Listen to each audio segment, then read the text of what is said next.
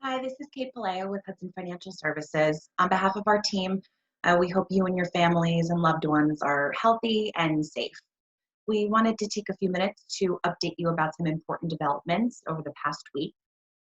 First of all, for those of you in New York and New Jersey, you probably are aware now that schools are officially closed through the end of this academic year, which is through the end of June. As a parent of two school-age children, it was difficult news to hear, although I know it's the best for health and safety. It's an added challenge to the day-to-day life now, having to homeschool kids for an extended period of time. So to all the parents and grandparents out there who are chipping in to educate our kids at home, I wish you luck and I understand.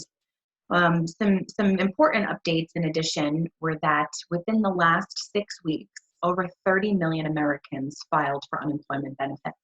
This is unprecedented.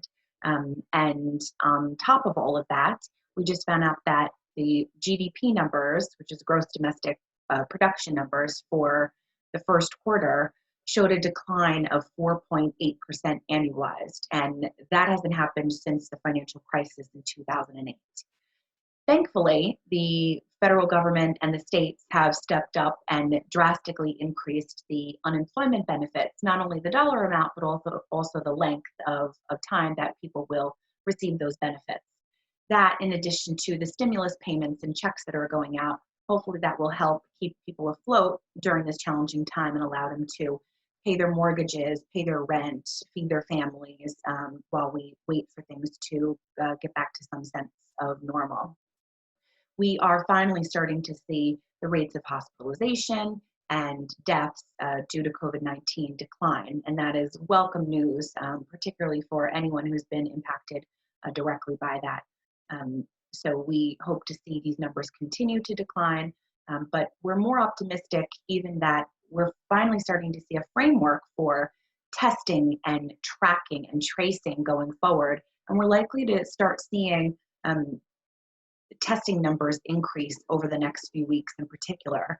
And just from anecdotal evidence, people are now able to get antibody tests, which is absolutely essential for us to start returning to normal. Of course, many analysts argue that there won't be a sense of normal until there's a vaccine available to the public, and that could be 6, 12, 18 months down the road. So we have a road ahead of us, and it's going to be challenging, but we are ever optimistic about the medium and long term for this country. We have seen a pretty dramatic bounce back in the US stock market for the month of April, but we're cautioning our clients, let's not get overly optimistic, let's not get ahead of ourselves. We would anticipate an additional pullback as we really start to see the full extent of this negative impact on our economy, on our communities, on the average American. We think that things will level off in time, but we're not there yet. We will continue to send out regular updates and information. Our goal is to keep you informed, and we just want you to know we're here for you and your families. We're available for calls, emails, or Zoom meetings. Please reach out to us. We're here. Thank you. Stay well. Stay healthy.